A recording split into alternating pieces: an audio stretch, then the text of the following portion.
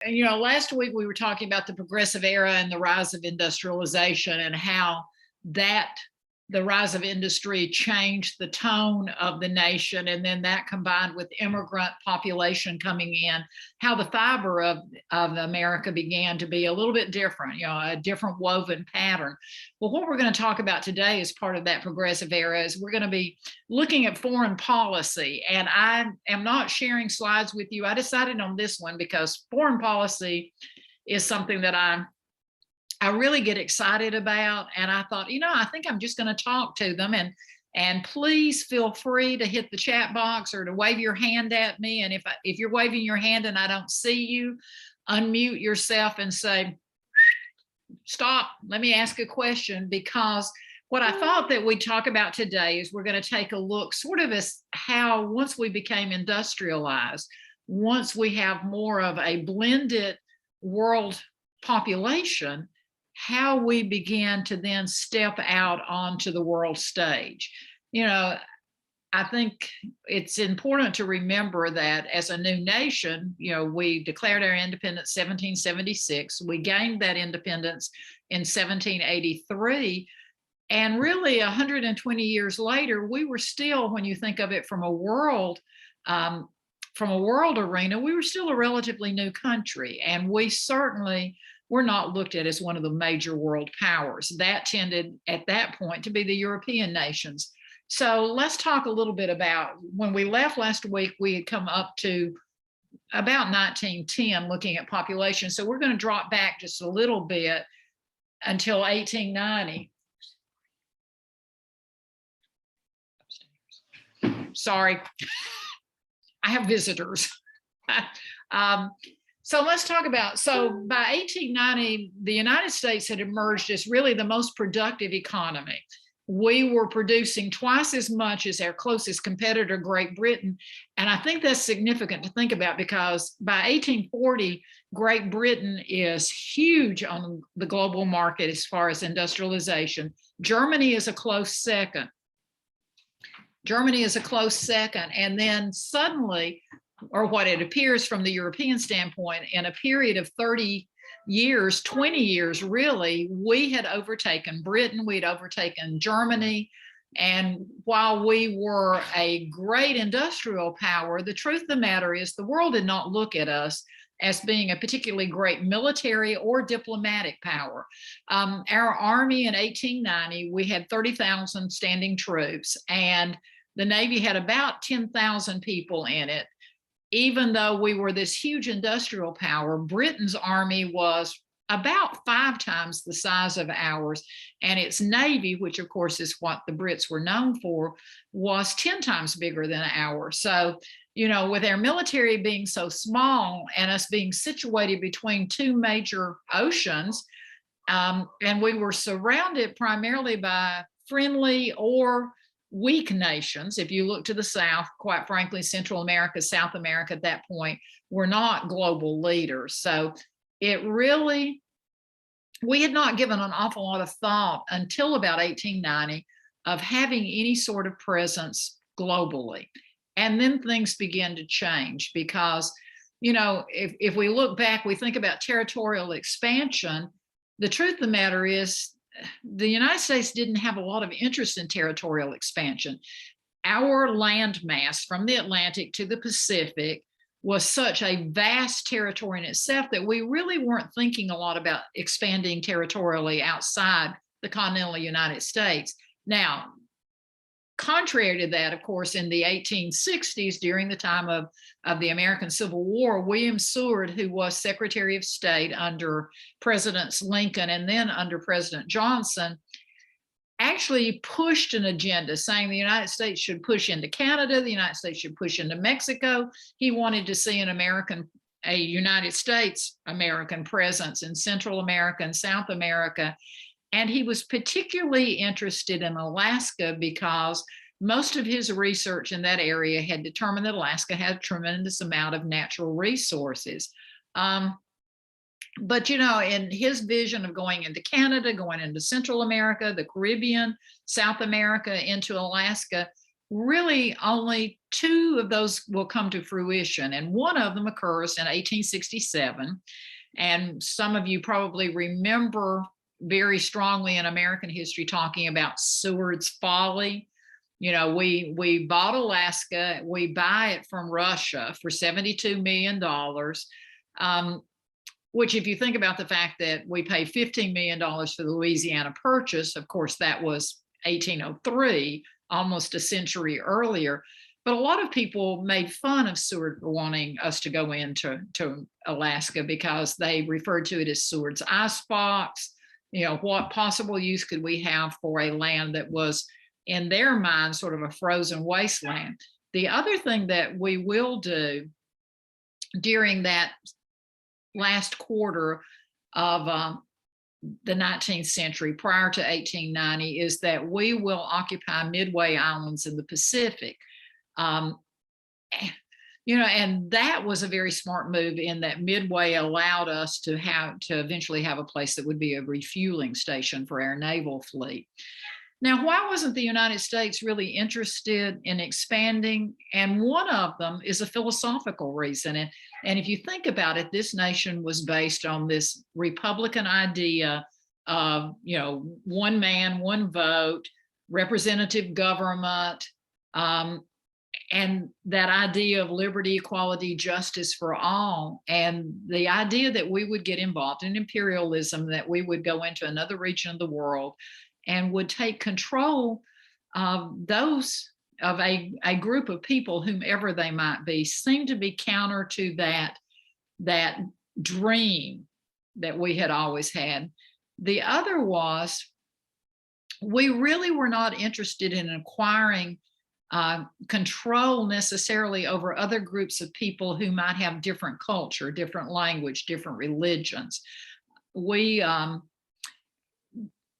If you look back and you look at the writings during that period of time, you have a group of people writing that talk about, you know, one, if you're ruling people against their will, that's contrary to the republicanism.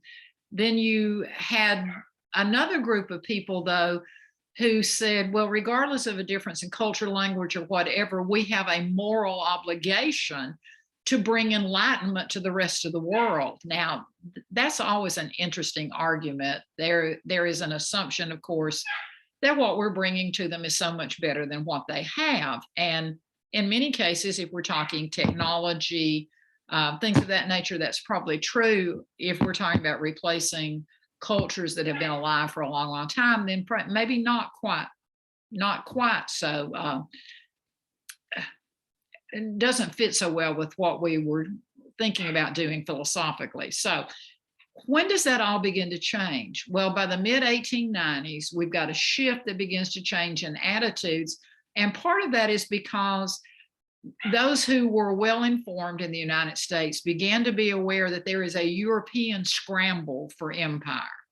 Between 1870 and about 1890, the European powers, the dominant European powers, and even that's not exactly true, but between Britain and France and Germany, a certain amount with even a smaller country that you might look at like the Dutch or other nations, they begin to really scramble to gain territories in other part of the world that would allow them to expand, in particular, their global markets. So what you have is between 1870 and 1890, they seize about 10 million square miles of territory in Africa and Asia, and that's about a fifth of the world's land mass that will be grabbed.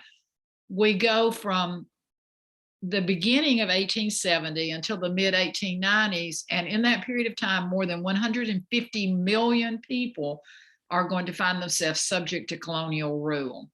In the United States, there was a growing number of political philosophers, policymakers, bankers, trade unions that begin to be fearful that if the United States doesn't get involved in this outward look, instead of just kind of sitting and holding what we had in place, that we were going to be closed out on global markets, and we were going to lose on raw materials that we needed to be able to fuel those potential global markets. And then there also is this belief that begins to be handled in literature, that there are nations that are doomed to fail unless someone comes in and contributes to a new awareness within their society. So you begin to see that, and you begin to see with the expansion of industry, the United States really dependent upon foreign trade. And if you think about it, there's a really interesting book that's published during this period of time, a guy by the name of Alfred Thayer Mahan, one of the most influential books of that last quarter of the 19th century, writes a book called The Influence of Sea Power Upon History. And he basically, his argument is that, sort of like mercantilism, if there is a limited amount of gold in the world, and mercantilism had been the philosophy that had sort of spurred the Spanish during the 15th and 16th centuries to go out, he believed that whoever ruled the waves would rule the world. And why Britain had that advantage, he really thought that the United States needed to become a major global power. And so you begin to see this push from an economic reason, but then you also see this push for us to expand in this idea of almost a social gospel. And the social gospel was this idea that we needed to go out there and we needed to provide a better way of living for peoples who simply did not have that advantage. So let's kind of talk about isolationism, which is what we had done up until the 1890s.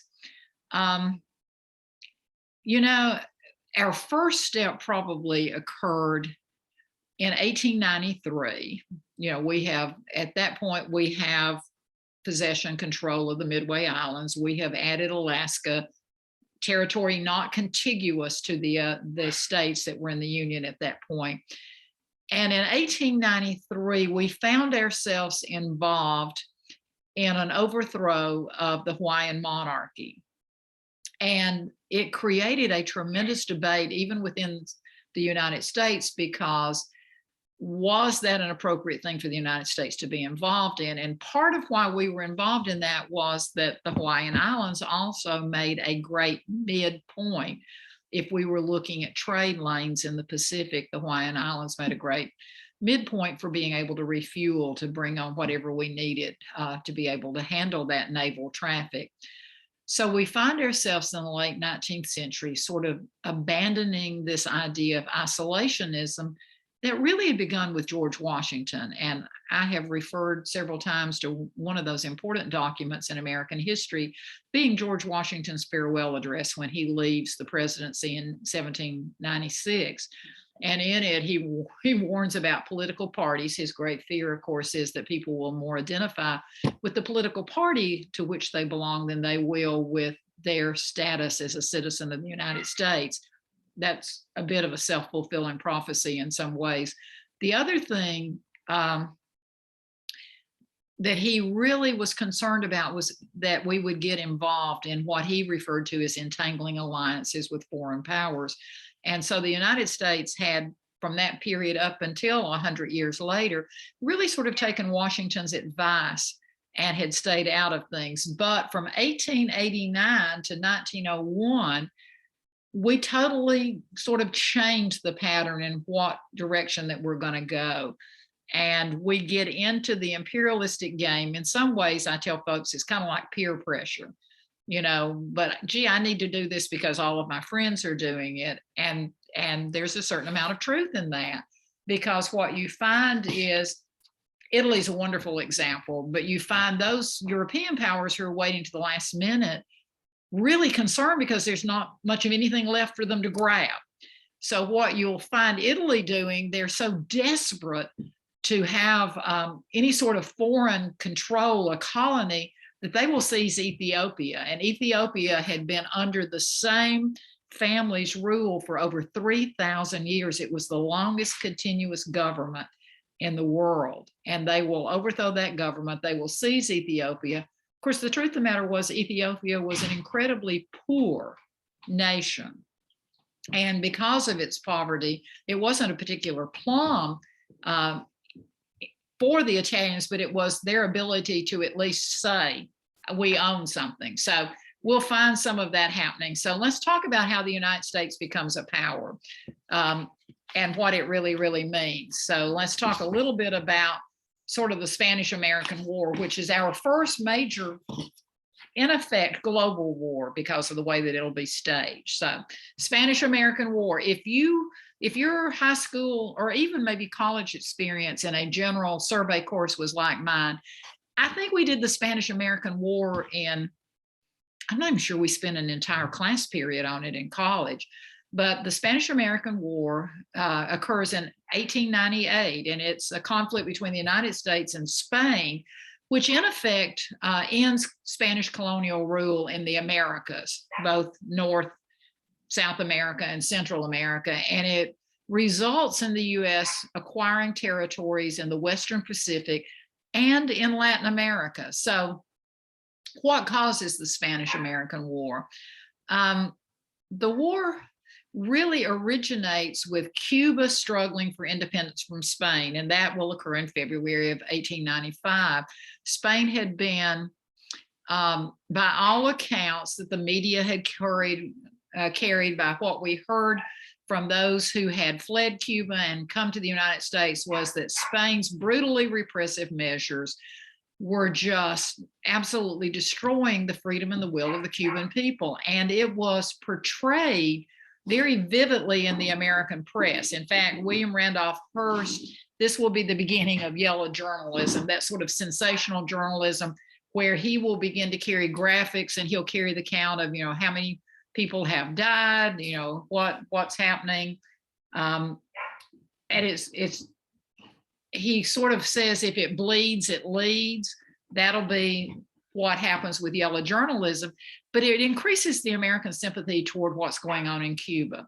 So there is this desire in the United States to intervene so that the Cuban people have rule over themselves. Now, we have forces that we send to Cuba, and the USS Maine will be parked in the harbor in Havana, which is one of our battleships. And it had been sent there to protect US citizens because there was a tremendous amount of US economic involvement in Cuba in the sugarcane fields and in that production of sugar.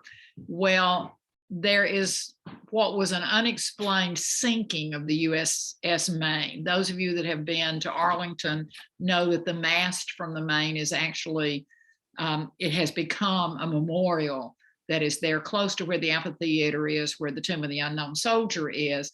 And when the USS Maine sinks, and it is alleged to have been sunk by Spanish torpedoes, Spanish bombs set aboard the ship, there is an outcry for us to get involved. So Spain announces on April the 9th of 1898 that they are, there's an armistice. They're not going to be fighting with the Cuban people. They're going to speed up a program in which they will grant limited powers of self-government to the Cuban people. But almost immediately afterwards, the US Congress will come together and they will make a formal announcement. It's a signed document that will be released, signed by the House of Representatives and the Senate jointly, in which they basically demand the withdrawal of Spanish forces from the island, and they authorize President William McKinley. Remember, McKinley cannot commit troops on his own.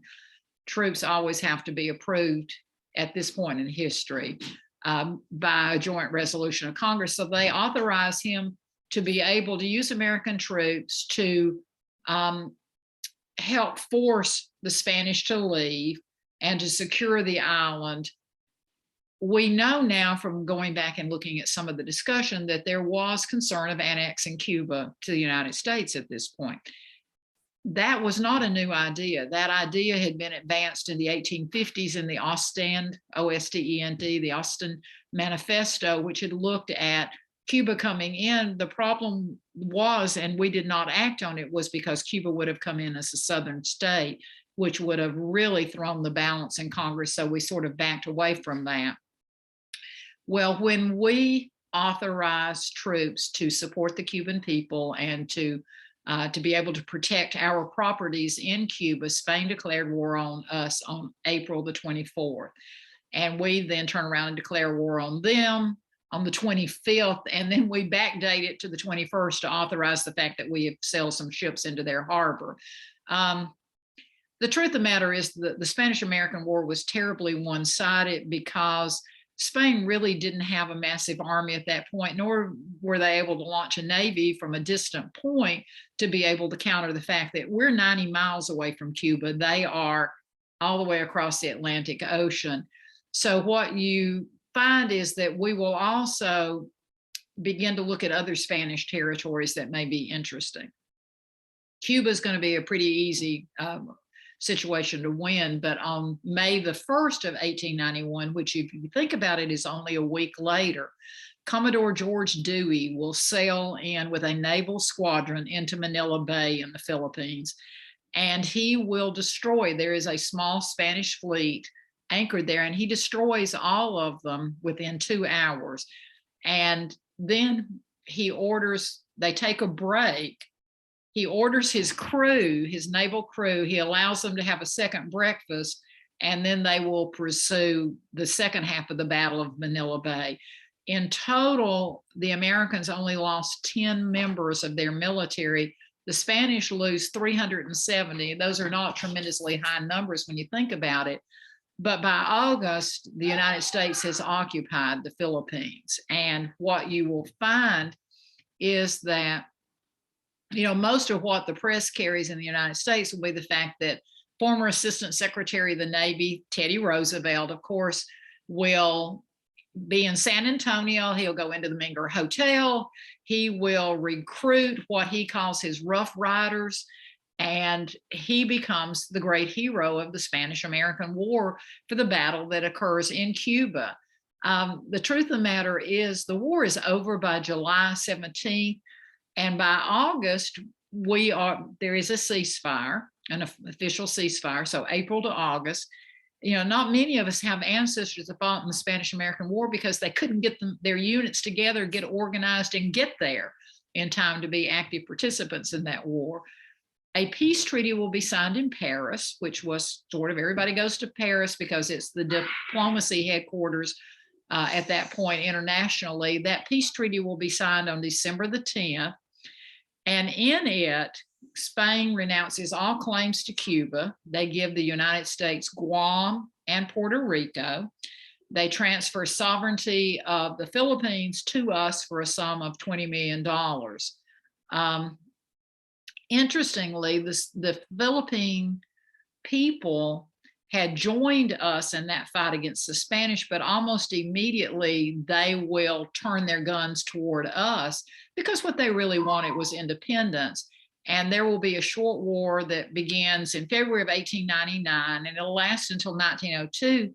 But the reality is we have 10 times the troops die in that war than did the Spanish-American War, and yet the history books don't even mention that conflict.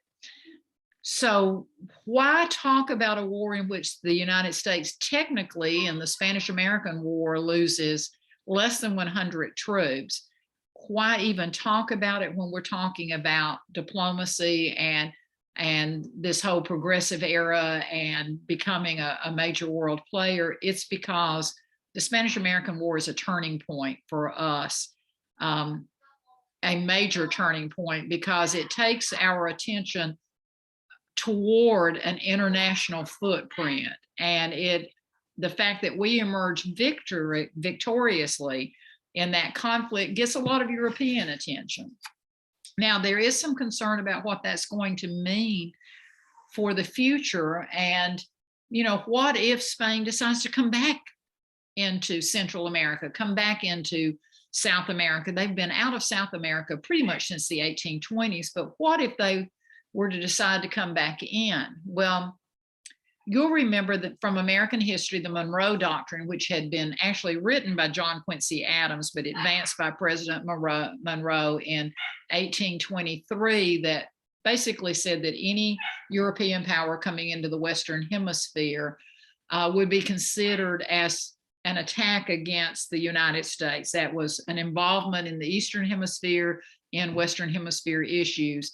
Well, you know, the imperial power sort of looked at the Monroe Doctrine and said two things. One, who is the United States to be telling us that we can't come in to the Western Hemisphere? I mean, who are they? What gave them the authority to speak for Central America and South America? Interesting point. The second thing was that they were not particularly threatened by us, and had been less so since the 1860s, because they knew the tremendous costs that the American Civil War had incurred for our people, the numbers of lives that had been lost, the permanent casualties that had occurred, plus the economic impact that had occurred agriculturally, industrially, and everything. But as we begin to really build that power back up, they do start to get nervous. Now, Teddy Roosevelt, 1898, William McKinley is president, and McKinley will be assassinated in 1900, and Teddy Roosevelt will come to the presidency. Now, Roosevelt is interested in the United States becoming a global player. And Teddy Roosevelt, he of the walk softly but carry a big stick fame, in his mind is fearful that the Monroe Doctrine is sort of a dead letter, that it's a document sitting somewhere that people have all forgotten about, that they don't remember that bold proclamation we had made in 1823, and that they might believe that we are still too weak to do anything about it. So he begins to sort of step forward with some international policies. Cuba, he will use Cuba to be sort of the foundation of what he will announce is a new Latin American policy. He was fearful that the new nation of Cuba, under our protectorate, might be prey to some of the, as he actually says in a document, imperial vultures of Europe. So we begin to look at how can we, from a diplomatic standpoint, control the future of the island of Cuba. And in 1901, Congress passes something called the Platte Amendment, P-L-A-T-T, for the author of the document.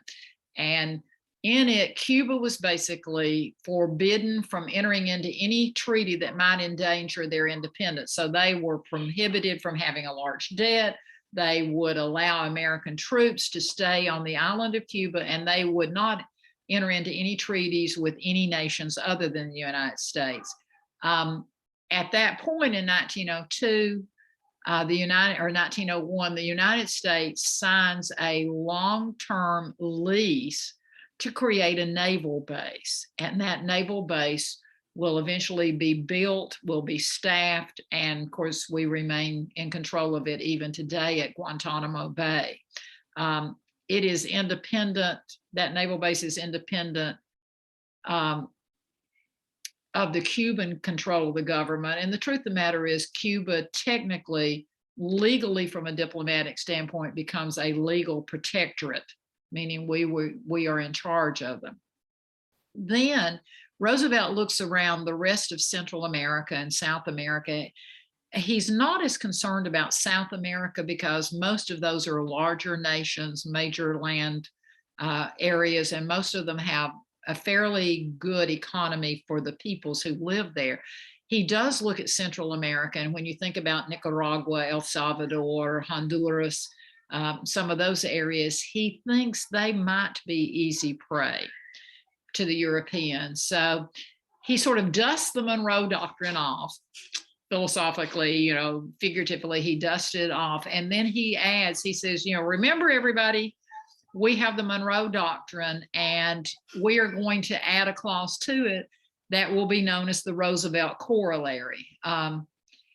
What it basically, he said, was while the Monroe Doctrine blocked anyone from Europe and expanding into the Western Hemisphere, the Roosevelt Corollary he drafts to go one step even farther. And in it, what he says is, should any Latin American nation engage in chronic wrongdoing, which meant they fall into economic chaos, they have tremendous debt, or there is continuing civil unrest that occurs, then the United States military would intervene in that country. Europe was to remain neutral. They would stay across the Atlantic, but the United States would go in to any nation in Central America in particular that might find itself suffering from internal upheaval, and we would go in and stabilize them.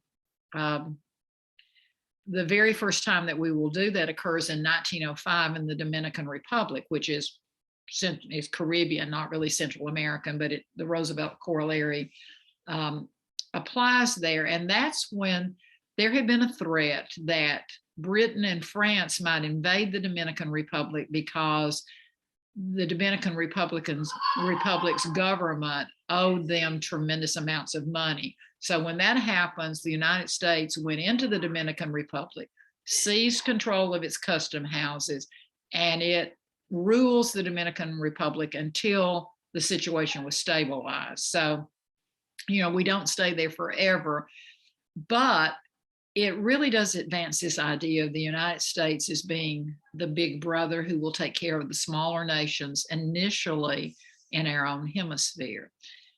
It is after the Dominican Republic that Teddy Roosevelt really begins to talk about this idea of walk softly, carry the big stick. And for Roosevelt, because he's a Navy man, and because we're looking at colonies or nations that are most easily accessible by naval force, what we sometimes forget when we see those cartoons of him with the big stick is that for Roosevelt, that big stick was the American Navy. He believed that we had to bring the Navy up to a tremendous level of strength that would then allow the United States to back its own interest. It would allow us to defend our territories and avoid war.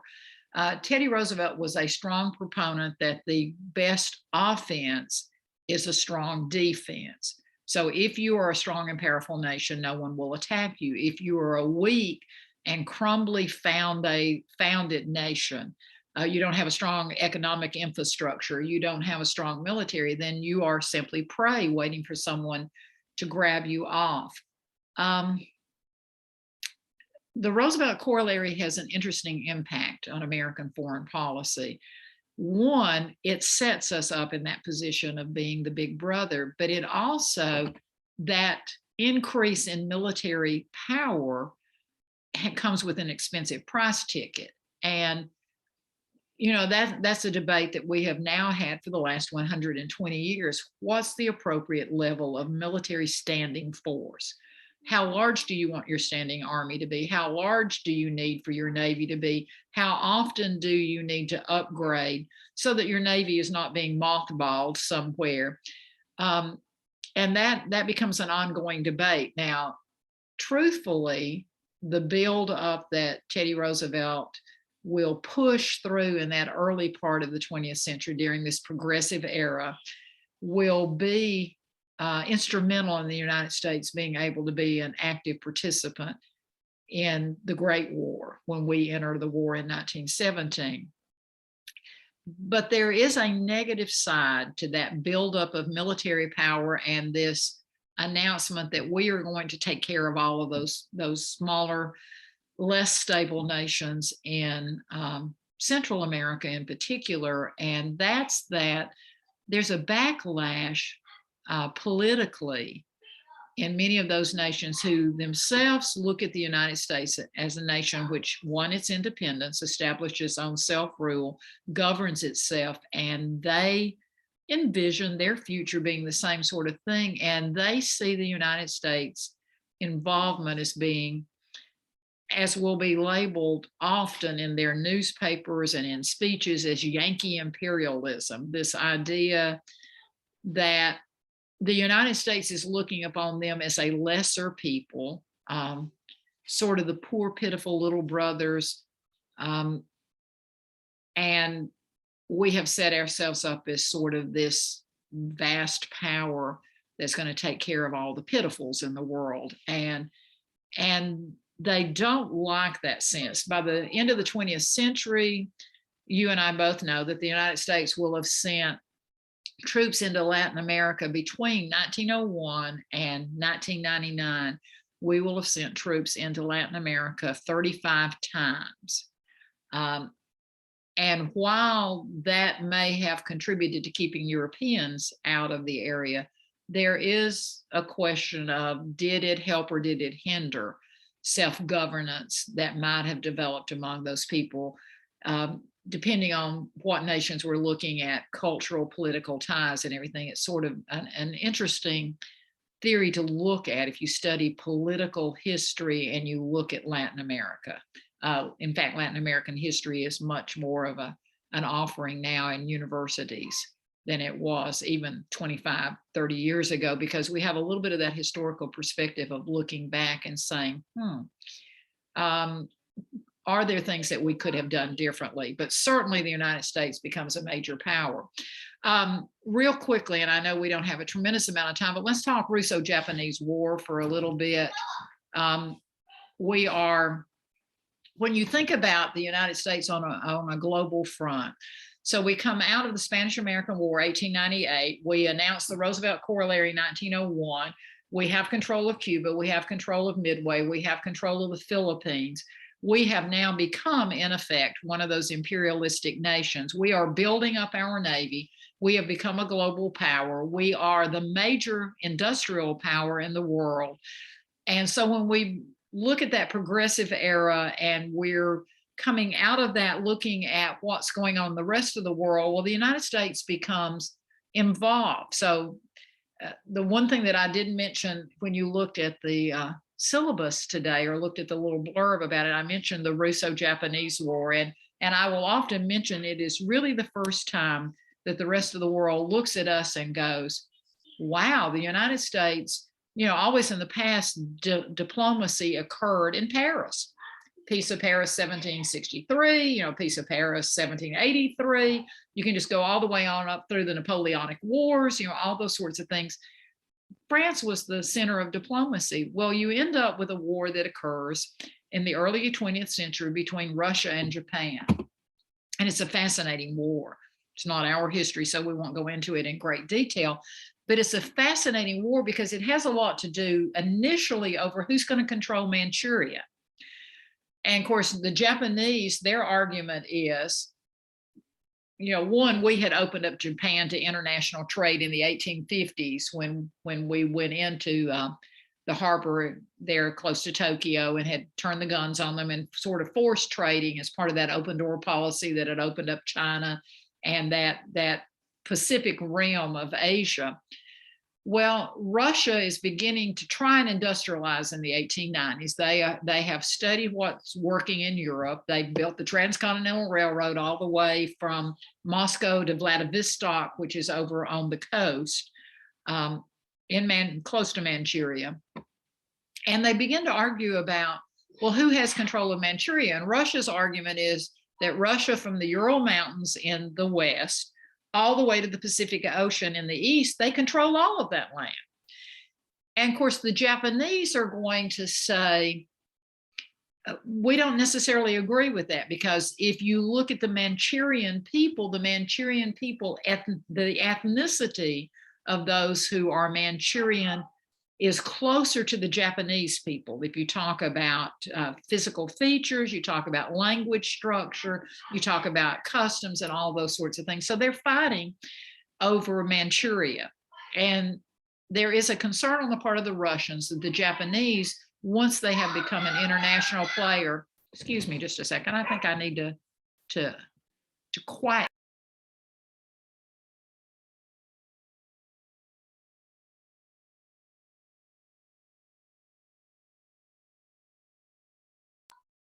Okay, I'm back. It's sort of interesting because the Russians are very fearful, because what they realize, the Japanese themselves are becoming imperialistic.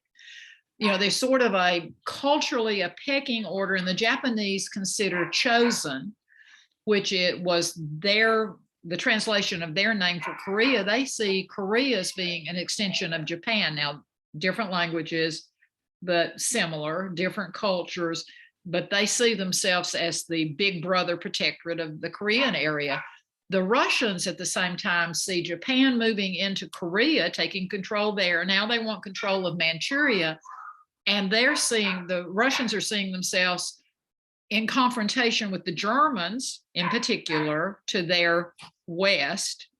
And now they're seeing Japan, which is this tiny island nation, as their conflicting power to the east.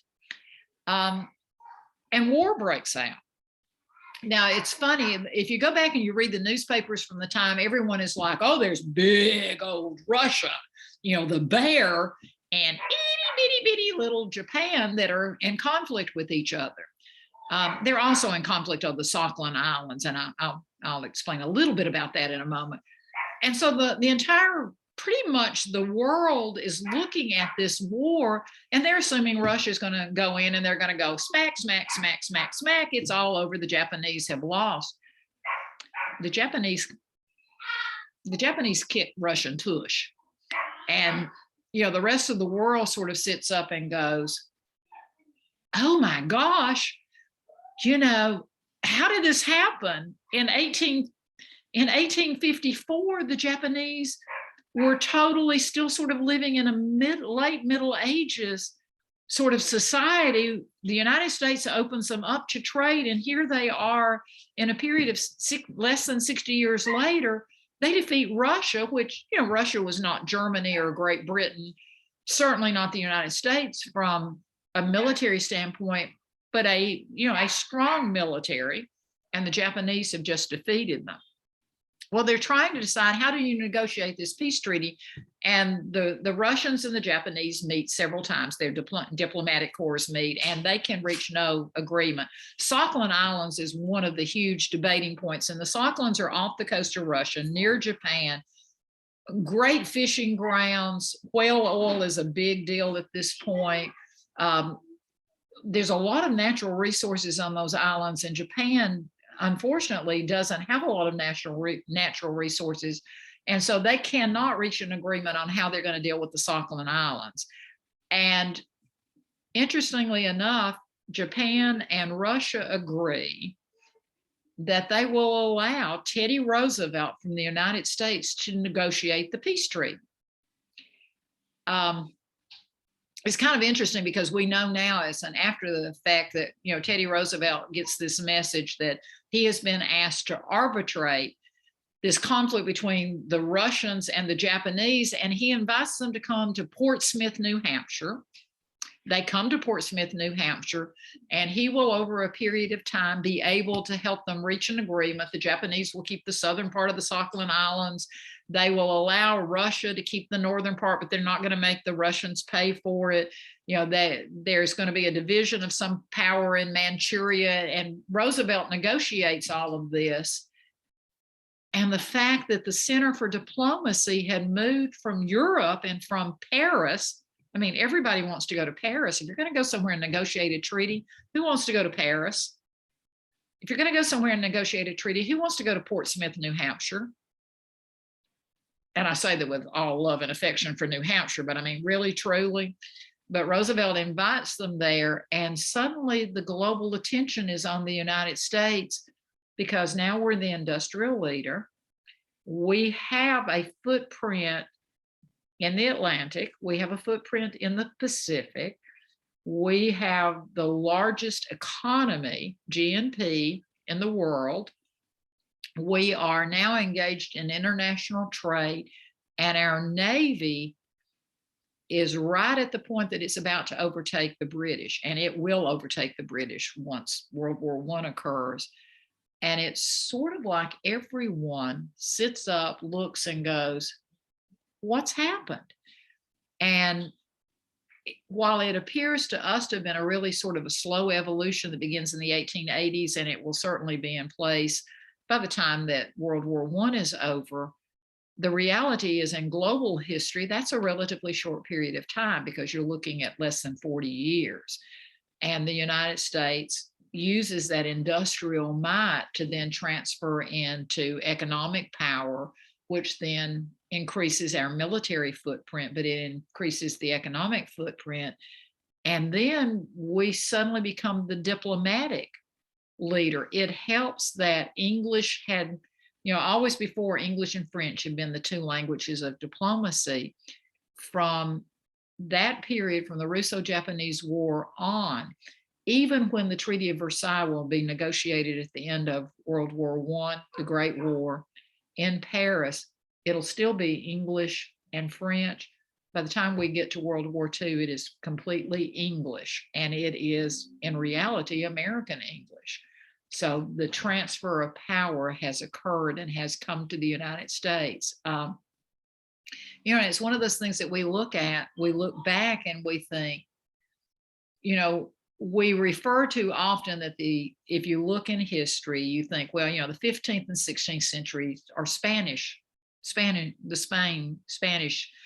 dominate the world. Those are the Spanish centuries. You look at really early 18th century, it's sort of the French. And then by late 18th century, all through the 19th century, Britain rules the world. It's rule Britannia. The sun never sets on the empire. The British have control from their island nation to their territories, in the New World, but also, so much control in Africa. They have control in India. They have control in China. They have Australia continent, but also one of their territories. And you realize what a footprint they have, but the 20th century will become the American century. And we will find ourselves, for good or bad, we suddenly become the police protector of the world. We become the economic leader of the world. And we find ourselves in a situation where our economy is based so much on our ability to produce and to globally export. And at the same time, we find ourselves, especially following World War II, when we really divide into two superpowers, the United States and the Soviet Union, we find ourselves with our military permanently stationed around the world, where prior to the Spanish-American War, our standing armies were standing in this country. They were more for global protection of our borders, because most of our borders were in effect unarmed, whether it's the Canadian border or even the border with Mexico. So we're going to come back, and we'll be looking at how does all of that, what are some of the cultural changes that will occur, and you'll see those changes occurring in society, but you'll also see them having the combined impact of our involvement in the Great War. The Great War will begin in Europe far before we get involved in April of 1917. But when we come back, it's amazing how rapidly society will change with industrialization, with flight, with communication that allows us to be more globally connected, and even within our own boundaries, how quickly we'll begin to change. If you think about what we looked like in 1901 and what we'll look like in 1921, that 20-year period of time is absolutely mind-boggling. So anyway, we walked into this class today at 1890, and we were an industrial power, but we had no particular world footprint, and we walk out of class today as being one of the major powers in the world, and perception becomes reality, and we are perceived to be that power. So I will see you all next week to talk about what does that change in perception, how does that translate into the way that we live our lives. And we are almost to some of our grandparents' era. And we may remember having heard them talk about how swiftly things change. So it is 4:24. I don't know if anyone has any, or well, I think my clock is always slow compared to yours, Suzette. But we are almost out of time. But if anybody has any questions, I love talking diplomacy. And if not, then we'll get together next week. With any luck, the sun will be shining again. Suzette? If no questions, we'll just conclude then. Does anybody have anything to say? I would ask, does anyone have anyone in your family that fought in the Spanish-American War? They are the rarest of all when you start doing genealogies and connections to the war. As a rule, people in the United States today have far more people that fought in the Texas War for Independence in 1835 than they do that fought in the Spanish-American War. So I'd always find that fascinating, but 4 months that's a quick turnaround time. But anyway, well, thank you all so much for being here today. And I look forward to seeing you next week, and we'll start talking about bobbing hair and just all sorts of fun things that happen when we get modern. We will be thoroughly modern.